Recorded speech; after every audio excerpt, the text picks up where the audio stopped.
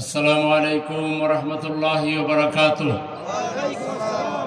আলহামদুলিল্লাহি রাব্বিল আলামিন ওয়াল আকিবাতু লিল মুত্তাকিন ওয়াসসালাতু ওয়াসসালামু আলা সাইয়্যিদিল আমবিয়া ওয়াল মুরসালিন ওয়া আলা আলিহি ওয়া সাহবিহি আজমাইন।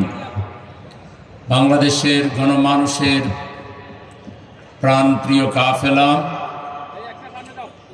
শহীদি কাফেলা বাংলাদেশ জামাত ইসলামী ঢাকা মহানগরী উত্তরের পল্লবী উত্তর থানা কর্তৃক আয়োজিত আজকের এই ঐতিহাসিক সম্মেলনের সম্মানিত সভাপতি, সংগ্রামী জননেতা মাওলানা মোহাম্মদ সাইফুল কাদের, মঞ্চে উপবিষ্ট পল্লবী জোন জামাত ইসলামীর সম্মানিত পরিচালক, মহানগরী কর্ম পরিষদ সদস্য জনাব মোহাম্মদ নাসির উদ্দিন, অন্যান্য সম্মানিত অতিথিবৃন্দ, সুধী মণ্ডলী, সাংবাদিক বন্ধুগণ, অত্র এলাকার সর্বস্তরের সম্মানিত মা এবং বোনেরা, প্রশাসনের বিভিন্ন পর্যায়ের ভাইয়েরা এবং আজকে যাদেরকে নিয়ে আয়োজন আমাদের প্রাণপ্রিয় সহযোগী কর্মী ভাইয়েরা,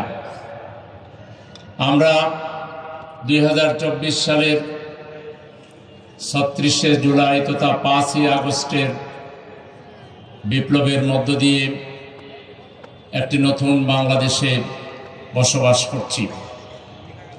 এই মুহূর্তে দেশের জনগণের একমাত্র প্রত্যাশা এই দেশটা যেন আমরা সকলে মিলেমিশে ঐক্যবদ্ধভাবে একটি সমৃদ্ধ বাংলাদেশ হিসেবে গড়ে তুলি। রাজনীতি বলা হয় মানুষের কল্যাণের জন্য। মানুষ আশা করে বিগত 53 বছরে রাজনৈতিক দলের কিছু অংশ এবং তাদের কর্মীরা যারা এদেশের মানুষের অকল্যাণ করেছেন, ক্ষতি করেছেন, দেশের জনগণের বিরুদ্ধে যারা বিভিন্ন কারণে ভূমিকা রেখেছেন, তারা তাদের পুরাতন স্বভাব এবং অভ্যাসকে পরিবর্তন করে একটি সৌহার্দ্যের, সম্প্রীতির, ঐক্যের একটা বাংলাদেশ তারা রচনা করবেন। রাজনীতিবিদরা, রাজনৈতিক দলগুলো তারা তাদের কর্মসূচি জনগণের সামনে ভদ্রভাবে তুলে ধরবেন। তারা আগামী দিনে কি করতে চান, কিভাবে করতে চান, জনগণের সামনে তারা সুস্পষ্টভাবে পেশ করবেন। জনগণ যার কথা গ্রহণ করে, যাকে বিশ্বাস করে, তারাই আগামী দিনে দেশ পরিচালনা করবে, বাকিরা তাদেরকে সহযোগিতা করবে।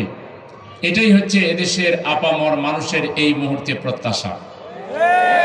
মানুষ পুরাতন ফ্যাসিবাদীদের মতো কোন ব্লেম গেম, কোন ট্যাগ লাগানোর রাজনীতি, পক্ষ বিপক্ষের রাজনীতি, আমি বড় তুমি ছোট, এইটা সেটা বলে জনগণের মধ্যে কেউ বিভাজন তৈরি করে আবারও ফ্যাসিবাদের পথকে উন্মুক্ত করুক, আবারও আধিপত্যবাদের পথকে উন্মুক্ত করুক, এটা এদেশের জনগণ চায় না।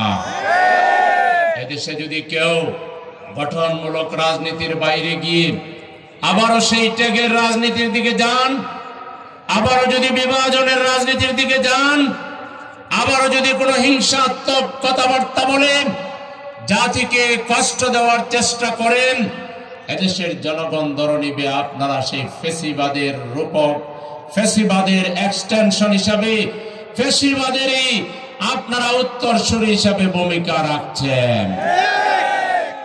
সংগ্রামী ভাইরা আমার, আজকে বাংলাদেশ নানাভাবে ক্ষত বিক্ষত হয়েছে বিগত 53 বছরে। এদেশে এমন একটা শ্রেণীর কথা বলেন, যেই শ্রেণীর মানুষেরা, যেই পেশার মানুষেরা বলবে যে আমরা খুব ভালো ছিলাম বা আমরা ভালো আছি। আপনারা যদি শিক্ষকদের কথা ধরেন তাহলে, বা শিক্ষা প্রতিষ্ঠানের কথা যদি ধরেন, কিংবা শিক্ষা ব্যবস্থার কথা যদি ধরেন, তাহলে আমাদের শিক্ষকদের বেতন এবং মূল্যায়ন, সম্মান সবচেয়ে কম। আমাদের শিক্ষা প্রতিষ্ঠানগুলোর যে উন্নয়ন, অবকাঠামো উন্নয়ন, শিক্ষার মানের যে উন্নয়ন, শিক্ষাকে ইহলৌকিক এবং পারলৌকিক উভয় জগতের মুক্তির জন্য যেভাবে একজন ছাত্রকে তরুণকে গড়ে তোলা দরকার, তার কোনো সুপরিকল্পিত দিক নির্দেশনা শিক্ষা ব্যবস্থায় আমরা দেখি নাই। বরং শিক্ষাঙ্গনকে মিনি ক্যান্টনমেন্ট বানানো হয়েছিল, ছাত্রদের হাতে অস্ত্র তুলে দেওয়া হয়েছিল, মদ তুলে দেওয়া হয়েছিল। অস্ত্রের জঞ্জনানিতে আমাদের নিরীহ ছাত্ররা ছাত্রীরা তারা সঠিকভাবে পড়ালেখা করতে পারে নাই। আমাদের মেধাবী ছাত্ররা দেশে না থেকে তারা বিদেশে চলে গিয়েছে, বিদেশকে সার্ভিস দিচ্ছে। আবার অনেকে যে কোনো ভাবে টিকে থেকে পড়ালেখা করলো, 25-30 বছর পড়ালেখা করার পরও তাদের চাকরি হয় না, পিয়নের চাকরি হয় না। তারা বেকারত্ব নিয়ে মা বাবার জন্য, সমাজের জন্য অভিশাপ হয়ে সমাজে তারা শেষ পর্যন্ত এমন সব কাজ করে যে কাজগুলো এই সমাজের জন্য মোটেই কল্যাণকর নয়।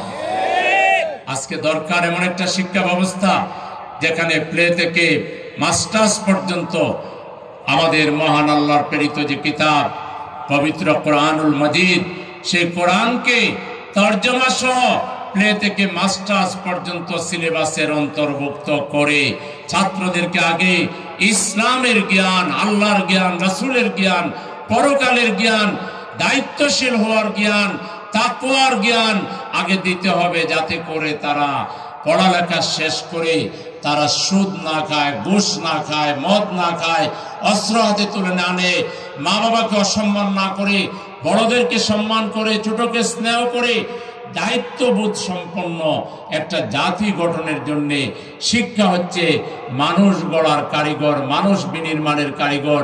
সেই শিক্ষা ব্যবস্থা সবচেয়ে বেশি অবহেলিত ছিল।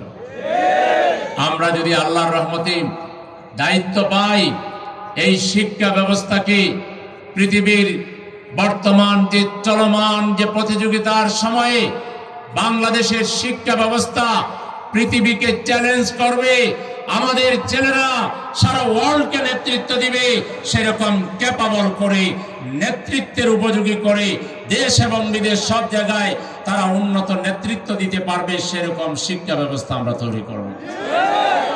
আমরা শিক্ষাকে ম্যাক্সিমাম ক্ষেত্রে অবৈতনিক করে দিব। শিক্ষা ক্ষেত্রে আজকে ক্লাসে পড়ালেখা না করিয়ে বাইরে কোচিং বিজনেস, রমরমা কোচিং বাণিজ্য। একজন সাধারণ মানুষ যে 20-25 হাজার টাকা আয় করে, সে মাসে প্রতিটা সাবজেক্টের জন্য 3000, 4000, 5000 করে দিতে হবে। মাসে অতিরিক্ত 25-30 হাজার কোচিং এর জন্য ব্যয় করতে হবে, স্কুলে বেতন দিতে হবে। এইভাবে করে মা বাবা তার সন্তানকে পড়ালেখা করাবে না? সে তরিতরকারি কিনবে না? সে বাসা ভাড়া দিবে না? সে কিভাবে চলবে? আজকে কিছু লোক তারা অনেক সম্পদের মালিক, অনেক টাকার মালিক, আর দেশের সংখ্যাগরিষ্ঠ মানুষ, তাদের হাতে কোনো আয় রোজগারের ব্যবস্থা নেই। তাদের জন্য যে পর্যাপ্ত সুযোগ সুবিধা করে দেওয়া দরকার, সেগুলোর কোনো খবর বিগত দিনে যারা দেশ শাসন করেছে তারা সেটা করতে পারে নাই। সংগ্রামী ভাইরা আমার, আজকে আমার একটা অর্থনৈতিক ব্যবস্থা দেশে দরকার। একদিকে কলকারখানা গড়ে উঠবে, মানুষের আয় রোজগারের জন্য পর্যাপ্ত সুযোগ সুবিধা করে দেওয়া হবে। ছাত্র, বিশেষ করে যুবকদেরকে, ছাত্রদেরকে আমরা ইন্টারমিডিয়েট পাস করার পরে, লেভেল 11 পাস করার পরেই তারা একদিকে উচ্চ শিক্ষা গ্রহণ করবে, অন্যদিকে তারা চাকরি করবে, পার্ট টাইম চাকরি করবে, যাতে মা বাবাকে লং টাইম তাকে বহন করতে না হয়, তার বোঝা বহন করতে না হয়। যুবকদেরকে আমরা সে শিক্ষিত হোক অশিক্ষিত হোক এন্টারপ্রেনার হিসেবে তৈরি করব। আমরা এমন একটা সিস্টেম করব যেটাকে বলে কল্যাণ ব্যবস্থা, কল্যাণ রাষ্ট্র, যেখানে বিনা সুদে পর্যাপ্ত ঋণ দেওয়া হবে, কর্জা হাসানা দেওয়া হবে, এবং জাকাত থেকে যুবকদেরকে আত্মকর্মসংস্থানের জন্য আমাদের সরকার ধনীদের কাছ থেকে জাকাত আদায় করে গরিবদের লিস্ট করে একটা গরিবকে এমনভাবে তাকে এমন পরিমাণ দেওয়া হবে, ধরেন 5 লাখ টাকা দিয়ে দেওয়া হলো, তুমি একটা মুদির দোকান করো, কিংবা 5 লাখ টাকা দিয়ে তাকে মিডল ইস্টের কোনো দেশে পাঠাই দিল। একটা লোক একবারই জাকাত নিবে, সে দুইবার জাকাত নিতে হবে না। আমাদের কাছে যে পরিকল্পনা আছে, এই পরিকল্পনায় বাংলাদেশ থেকে দারিদ্র বিমোচন করতে 5 বছরের বেশি সময় লাগার কোনো কথা নয়। এটা প্রমাণ করার জন্য জাতিকে আমরা আহ্বান জানাচ্ছি। আপনারা সবাইকে দেখেছেন, 5টা বছরের জন্য আমাদের এই কথা দেখবার জন্য আমাদের হাতে চাবি তুলে দেন। আমরা 5 বছরের দারিদ্রকে হিমাগরে পাঠাই দেব ইনশাআল্লাহ। আমরা কৃষকের জন্য ভর্তুকি দিয়ে অথবা একেবারে ফ্রি তাদেরকে আমরা বীজ দিব, সার দিব, তাদেরকে আধুনিক যন্ত্রপাতি দিব, তাদেরকে আমরা কীটনাশক দিব, এগুলো দিব আমরা একেবারে চিপ রেটে, অথবা তাদের জন্য ইন্টারেস্ট ফ্রি লোনের ব্যবস্থা করব। কৃষি প্রধান দেশ, এখানে আমাদের কৃষকরা তারা খুবই স্বাচ্ছন্দ্যে তারা তাদের কাজগুলো করবে, উৎপাদন করবে। আবার উৎপাদন শেষে উৎপাদনের মূল্য সবচেয়ে বেশি পাইতে হবে কৃষকদেরকে। কৃষকের ন্যায্য মূল্য দিয়ে মাঝখানে ফড়িয়া আর ট্রাকে যে চাঁদাবাজ গোষ্ঠী, কোনো দলের হোক আর প্রশাসনের লোক হোক, এদের হাত থেকে এই পণ্যকে নিরাপদে সংশ্লিষ্ট জায়গায় পৌঁছে তারপর সবচেয়ে বেশি সস্তায় পাইতে হবে ক্রেতাকে। এগুলো একটা ব্যবস্থা লাগবে, সিস্টেম লাগবে, এগুলো কোনো ব্যাপারই না। এটা একটা সিস্টেম করে দিলে কৃষক ন্যায্য মূল্য পাবে, আবার ক্রেতা ন্যায্য মূল্যে কিনবে, আবার মাঝখানে যে মধ্যস্বত্বভোগী যারা, এরা কোনো সুবিধা পাবে না। মধ্যস্বত্বভোগীদেরকে আমরা পয়সা দিয়ে এন্টারপ্রেনার বানাই দেবো। বাবা, তুমি চান্দাবাজি ফকিরি করার চাইতে তুমি নিজে কাজ করে খাও। সব মধ্যস্বত্বভোগী আর ফড়িয়াদেরকে ডেকে আমরা ভালো করে চাইনিজ খাওয়াই দেব। তারপরে তাদেরকে আমরা মোটিভেশন দিব যে ভাইরা, যেভাবে তোমরা খেতে চাও ওটা কোনো ভালো পথ না। তোমরা আসো, তোমরা কি চাও বলো, বিদেশ যেতে চাও পাঠাই দিব, তোমরা যদি চাকরি করতে চাও ব্যবস্থা করে দিব, তোমরা যদি ব্যবসা করতে চাও আমরা পুঁজি দিব। একজন যখন পুঁজি পাবে, তার সহযোগিতা পাবে, ইন্টারেস্ট ফ্রি লোন পাবে, কিংবা নন রিফান্ডেবল ফান্ড পাবে, যেমন জাকাত নন রিফান্ডেবল, এটা আমরা দিয়ে দিব একবারে। তাহলে সে আর ফড়িয়া হইতে চাইবে না। চাইবে? ফড়িয়া বানাইছে কে? এই প্রশাসনের এক ধরনের অসাধু লোকেরা আর রাজনৈতিক দলের নেতারা। এগুলো করে তারা এখান থেকে বাগবাটোয়ারা নেয় আর কর্মী পুষে। রাজনৈতিক নেতারা কর্মী পুষে এইসব ফড়িয়া বানায়া, চান্দাবাজ বানায়া, তাদের হাতে অস্ত্র তুলে দিয়া, মাদক তুলে দিয়া, কিশোর গ্যাং বানায়া। আমরা কিশোর গ্যাং যারা হয়েছে এদের ডেকে এদের জন্য চমৎকার ব্যবস্থা করব, মা বাবার কুলে এদেরকে ফেরিয়ে দেব। শুধু একটা পরিকল্পনা দরকার, একটা সিস্টেম দরকার।